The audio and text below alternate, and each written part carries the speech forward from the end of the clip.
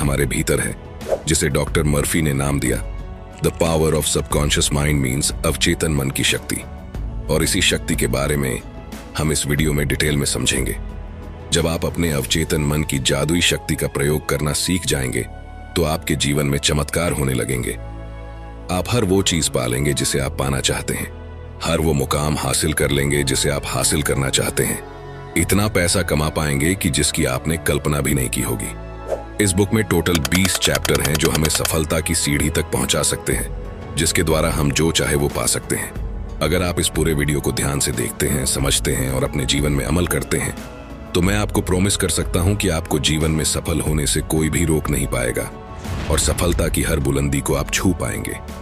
अगर आप भी जीवन में हर वो चीज पाना चाहते हैं जिसकी आपने कल्पनाएं भी नहीं की तो वीडियो को पूरा देखना और एक भी पॉइंट मिस मत करना। तो चलिए शुरू करते हैं। चैप्टर 1, आपके भीतर बहुत बड़ा खजाना छिपा है। क्या आप जानते हैं, चुंबक लगा लोहे का एक टुकड़ा अपने वजन से 12 गुना अधिक वजन को आसानी से उठा सकता है, लेकिन अगर उसमें से चुंबक निकाल दे तो वह एक तिनका भी नहीं उठा सकता।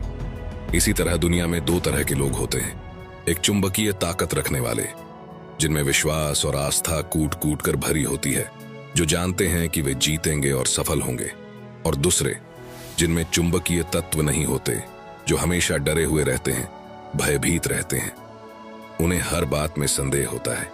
इस प्रकार के लोग जिंदगी में आगे नहीं बढ़ पाते। आप भी चुंबकीय व्यक्ति बन सकते हैं, बशर्ते आप इतिहास के सबसे बड़े रहस्य अवचेतन मन की शक्ति को समझ ले और उस पर अमल करने लगे। अब हम समझेंगे कि यह अवचेतन मन है क्या। आपका मस्तिष्क दरअसल में एक है, किंतु उसके 2 स्पष्ट भाग हैं। दोनों की विशेषताएं अलग अलग हैं। दोनों भागों को एक रेखा अलग करती है। दोनों के कार्य बुनियादी रूप से एक दूसरे से अलग हैं। प्रत्येक विभाग को अलग अलग शक्तियां और गुण मिले हैं। एक चेतन मन और दूसरा अवचेतन मन। जो सतह पर दिखाई देता है, यानी जैसे आप दिखाई देते हो, वो चेतन मन है, और जो आपके अंदर का मन, जो आपके अंदर है, जो दिखाई नहीं देता, वह अवचेतन मन है। चेतन मन और अवचेतन मन एक दूसरे से कैसे कनेक्टेड हैं, ये एक स्टोरी से समझते हैं। एक बार महान ओपेरा गायक एनरिको कैरुसो अपनी करियर की शुरुआत में मंच पर जाने से घबरा रहे थे। डर के मारे उनके गले की मांसपेशियां ही ऐंठ गई। उनका चेहरा पसीने से तरबतर हो गया। वे शर्म और घबराहट में मंच के पीछे चले गए। कुछ ही पल बाद उन्हें हजारों लोगों के सामने परफॉर्म करना था, लेकिन पब्लिक को देखकर उन पर डर की भावना हावी हो गई। उन्होंने कांपते हुए कहा, मैं नहीं गा सकता, सब लोग मुझ पर हंसेंगे। वे अपने ड्रेसिंग रूम में जाने के लिए मुड़े। तभी अचानक वे रूक कर चिल्लाए, भाग जाओ डर, तुम्हें भागना ही होगा, भागना होगा, भागो यहां से। वे दोबारा मंच पर गए और सीना तानकर खड़े हो गए और उन्होंने ऐसे गाया कि सुनने वालों का दिल जीत लिया। इस स्टोरी से हमने क्या सीखा?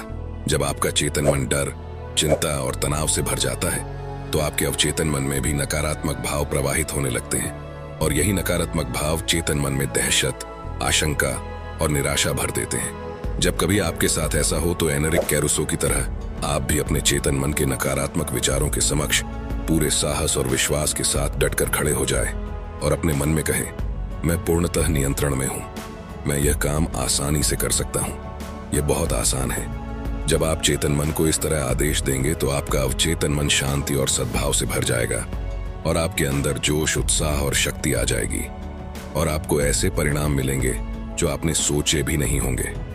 मान लीजिए कि आपका मस्तिष्क एक बगीचा है और आप उस बगीचे के मालिक हैं। अब आपके बगीचे में कौन सी फसल उगेगी? ऑब्वियसली आपके बगीचे में वही फसल उगेगी जिसके बीज आप उसमें बोएंगे। उसी तरह हम भी अपने मस्तिष्क के बगीचे में दिन भर अपने विचारों के बीज बोते हैं। अब ये विचारों के बीज आते कहां से हैं? ये उत्पन्न होते हैं हमारी आदतों से। अगर आप कांटे बोते हैं तो क्या आपको अंगूर मिलेंगे? कंटीली झाड़ियां बोएंगे तो क्या अंजीर की फसल मिलेगी? जैसे विचारों की बुवाई आप अपने मस्तिष्क में करते हैं, वैसे ही परिणाम आपको मिलते हैं। अब सवाल यह है कि आपको चेतन मस्तिष्क में ही अच्छे विचार क्यों सोचने हैं? तो जवाब है क्योंकि अवचेतन मन सही गलत में फर्क नहीं कर सकता। ये तो बस चेतन मन द्वारा सोचे गए विचारों को अस्तित्व देने का काम करता है, चाहे वो सही हो या गलत। ये बहुत ही इंपॉर्टेंट लाइन है। अगर एक बार में समझ ना आई हो तो बैक जाकर दोबारा सुन लेना। फॉर एग्जाम्पल, अगर कोई इंसान है जो किसी पर बहुत ज्यादा गुस्सा है और उसका गुस्सा इस हद तक बढ़ गया कि वो उसका खून करना चाहता है और बार बार बोलता रहता है, मैं उसको मार डालूंगा, मैं उसको मार डालूंगा, उसका खून कर दूंगा। बार बार यही बातें बोलने की वजह से ये सारी बातें उस इंसान की अवचेतन मन पर अंकित हो जाएगी और अल्लाह दीन के चिराग से उत्पन्न हुए जिनकी तरह उसका अवचेतन मन बोलेगा, जो हुक्म मेरे आका, और वो ऐसी परिस्थितियां उत्पन्न कर देगा कि वो इंसान एक दिन सचमुच खून कर देगा। अब किसी का खून करना यह तो बहुत बुरी बात है, तो अवचेतन मन ने उसे यह सब करने से रोका क्यों नहीं? क्योंकि अवचेतन मन सही और गलत में फर्क नहीं कर सकता। यह तो बस चेतन मन द्वारा सोचे गए विचारों को अस्तित्व देने का काम करता है, चाहे वो विचार सही हो या गलत। और अगर कोई स्टूडेंट एग्जाम में टॉप करना चाहता है और बार बार बोलता है मैं टॉप करूंगा, मैं टॉप करूंगा, मैं टॉप करूंगा, बार बार बोलकर इस विचार को अपने अवचेतन मन में अंकित कर देता है, तो फिर से आपका अवचेतन मन कहेगा जो हुक्म मेरे आका, और वो ऐसी परिस्थितियां उत्पन्न कर देगा, आपको इतनी मेहनत करने पर विवश कर देगा कि वो स्टूडेंट एग्जाम टॉप कर लेगा।